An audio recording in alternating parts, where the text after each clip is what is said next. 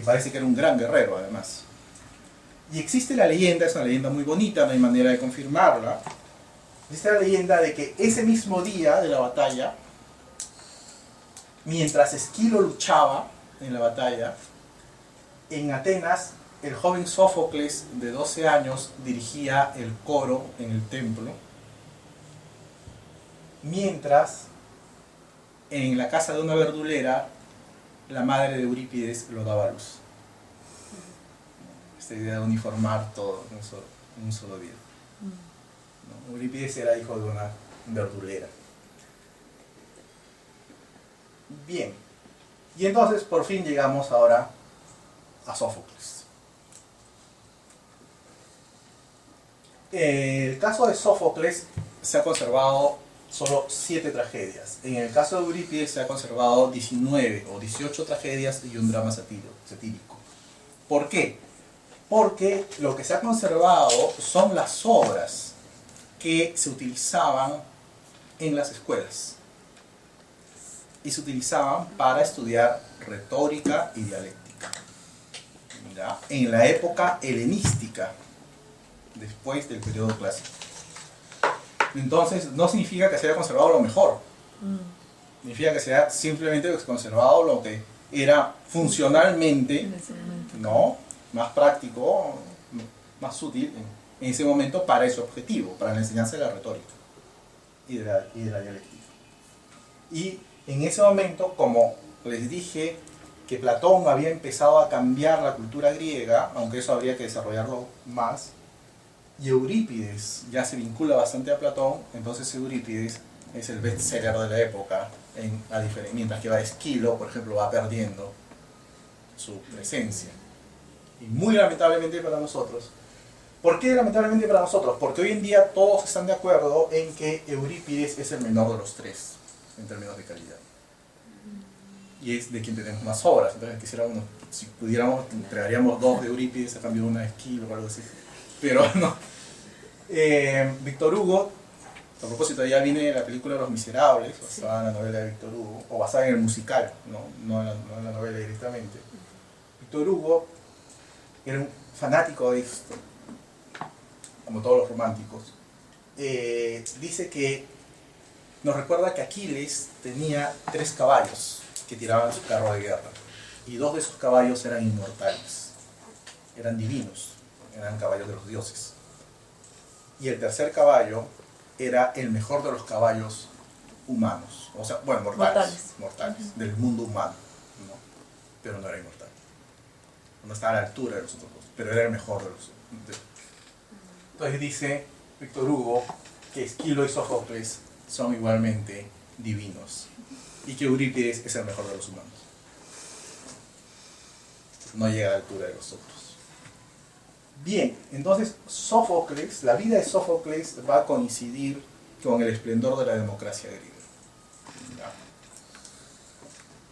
Sófocles le toca el momento preciso. Nace y se desarrolla cuando Esquilo ya ha establecido en 2 el número de actores. Sófocles lo va a elevar a 3 el número de hipócritas. Sófocles va a reducir el papel del diálogo, el papel del coro. Y la acción en las obras de Sófocles va a ser muchísimo más intensa, más dramática. Eurípides va a meter una desviación bastante desagradable en la técnica de la tragedia, que en latín se llama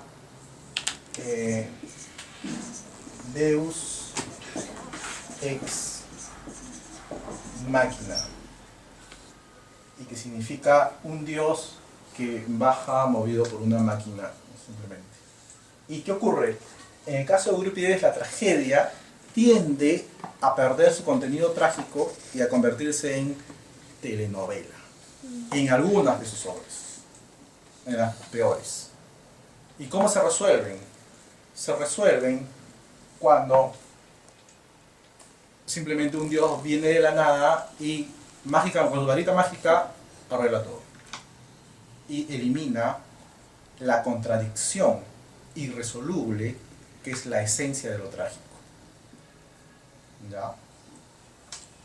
Entonces, cuando ocurre eso, cuando de la nada sacamos una solución al problema, ahí utilizamos esta expresión. Eres un deus ex machina.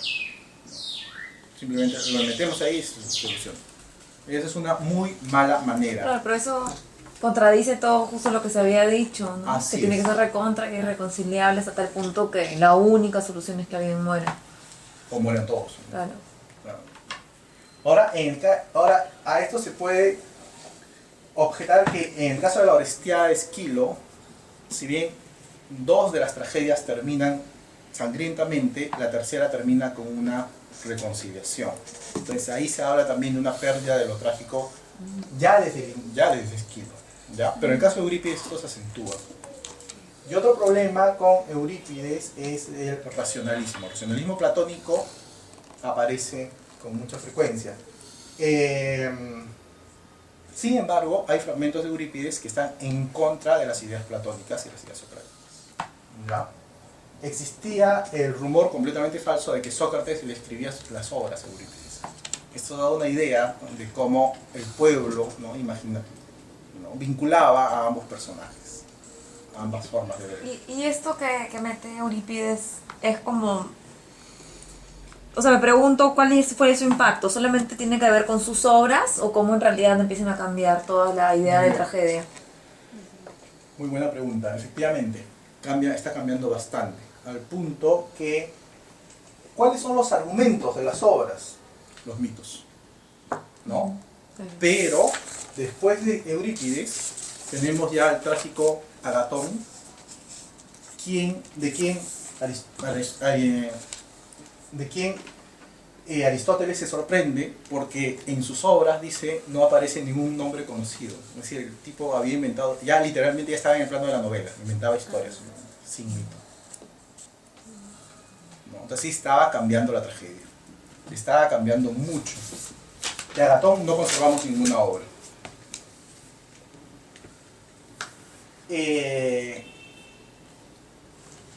Aquí, como no nos va a alcanzar el tiempo para estudiar Aristófanes, de una vez quisiera darles algunos alcances. ¿Qué cosa es la comedia? Y vamos a ver esta definición, esta diferencia. Sí, Aristóteles dice que lo que diferencia la comedia de la tragedia es el protagonista. En el caso de la tragedia, el protagonista es un ser superior, puede ser un ser humano, pero superior al resto de los humanos. ¿Ya? En el caso de la comedia, el protagonista es un ser humano común y corriente o un ser humano inferior. ¿Ya? Y claro, otra diferencia notable es que la tragedia produce un efecto determinado que ahora vamos a ver, mientras que la comedia produce la risa y la reflexión crítica. La risa y reflexión crítica, y la tragedia no produce risa, sino todo lo contrario. En el año 1300, Dante Alighieri, en Florencia, empieza a escribir su magna obra, que es la síntesis, su poema, que es un poema épico en realidad, que es una síntesis de toda la civilización medieval. Y no sabe cómo titularlo. Y entonces, él, para quien Aristóteles era el padre de todo saber, el maestro de todo humano saber, dice, recurre, ¿no?, al libro de Aristóteles sobre definición de literatura. ¿Y quién es el protagonista en la obra de Dante? Mayra, tú llevaste un curso entero. Dante mismo. Dante mismo. Entonces Dante mismo, ¿qué puede decir de sí mismo?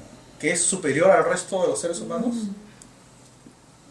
No, incurriría en un pecado soberbio. Entonces, si el protagonista es un humano, ¿qué cosa va a ser su obra? Una comedia. Una comedia, no hay nada que dé risa. Y es por esa razón que el título de la obra de Dante es Comedia. Solo por esa razón.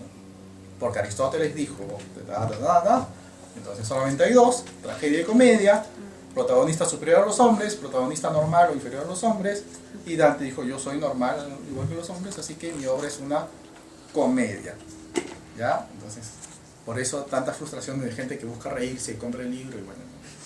Es una divina comedia.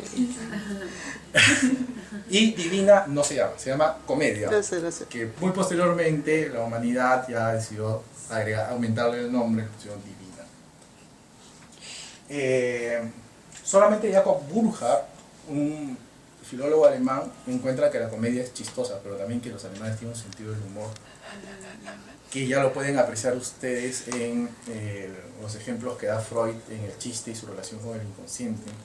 Porque el inconsciente da más risa que los chistes ahí. O Freud da más risa que los chistes en todo caso. Y entonces, en la comedia es muy importante la obscenidad. En la comedia es muy importante la obscenidad en lo que se hace, lo que se presenta en escena y en el lenguaje que se utiliza. La obscenidad es muy importante también la subversión.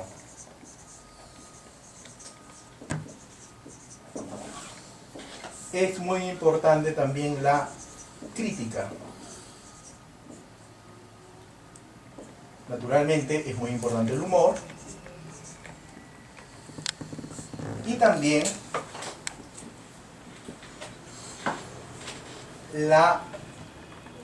dentro de la crítica podríamos agregar la crítica política. ¿Ya?